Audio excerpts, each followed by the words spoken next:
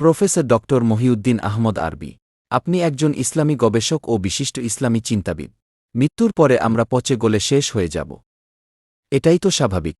এরপর আবার কিসের পরকাল বা আখেরাত? আধুনিক বিজ্ঞানের যুগে এগুলো কি বিশ্বাসযোগ্য কথা? আপনি এ ব্যাপারে কি বলবেন?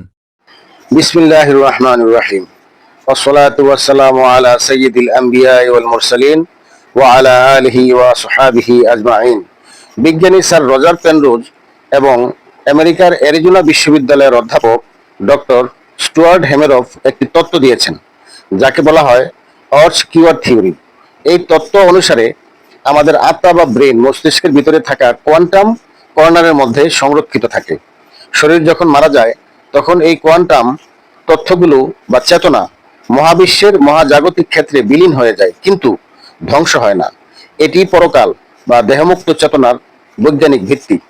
গবেষণায় দেখা গেছে ক্লিনিক্যাল ডেথ, যেমন হার্ট অ্যাটাক বা কোমায় মৃত ব্যক্তিগণ পরবর্তীতে বেঁচে ফিরে আসার পর কিছু অদ্ভুত অভিজ্ঞতার কথা গবেষকদের কাছে ব্যক্ত করেন।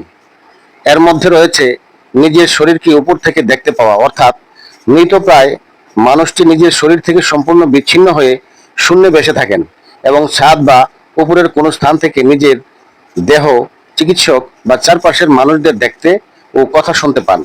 এছাড়াও কোনো ব্যক্তি একটি অন্ধকার সুড়ঙ্গ বা প্যাসেজের ভিতর দিয়ে সামনের দিকে এগিয়ে যান এবং সেই সুড়ঙ্গের শেষ মাথায় এক স্বর্গীয় শান্তিদায়ক উজ্জ্বল আলো দেখতে পান, যেখানে পরম শান্তি, প্রিয়জনের সাথে দেখা হওয়া এবং নিজের জীবনের ঘটনা চোখের সামনে ফ্ল্যাশের মতো ভেসে ওঠা ইত্যাদি।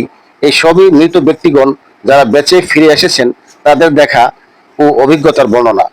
আমেরিকান সাইকোলজিক্যাল অ্যাসোসিয়েশনের একাংশের মতে এটি মানুষের চেতনা বা আত্মার দেহত্যাগের প্রাথমিক ধাপ। এসব ক্লিনিক্যাল ডেথ ব্যক্তিগণের গবেষণালব্ধ বক্তব্যের সাথে কোরআন ও হাদিসের অনেক কথাই মিলে যায়।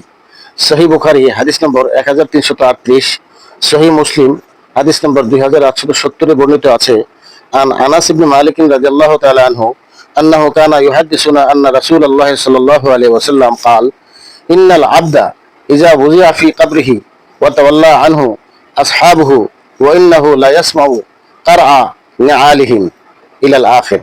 অর্থাৎ বান্দাকে যখন তার কবরে রাখা হয় এবং তার সঙ্গীরা যখন তার থেকে ফিরে চলে যায়, তখন মৃত ব্যক্তি তাদের পায়ের আওয়াজ শুনতে পায়। আল্লাহ পাক পবিত্র কোরআনের সূরা আল মুমিনুনের 100 নম্বর আয়াতে মৃত্যু পরবর্তী সময়টি বরজাক বলে উল্লেখ করে বলেন, ওমিন ওয়ারাইহিম বারযাখুন ইলা ইয়াউমি ইয়াবআসুন।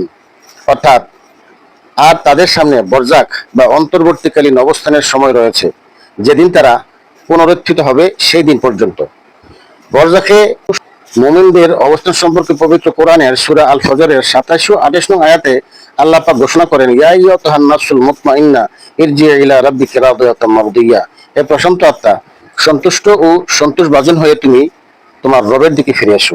আধুনিক বিজ্ঞানেরও একটি অংশ পরকালের অস্তিত্বের ব্যাপারে প্রমাণ ও স্বীকৃতি দিচ্ছে। সুতরাং মৃত্যুর পর পরকালের ব্যাপারে বিন্দুমাত্র কোনো সন্দেহের অবকাশ নেই। আল্লাহু আ'লামু ওয়া মা আলাইনা ইল্লাল বালাগ।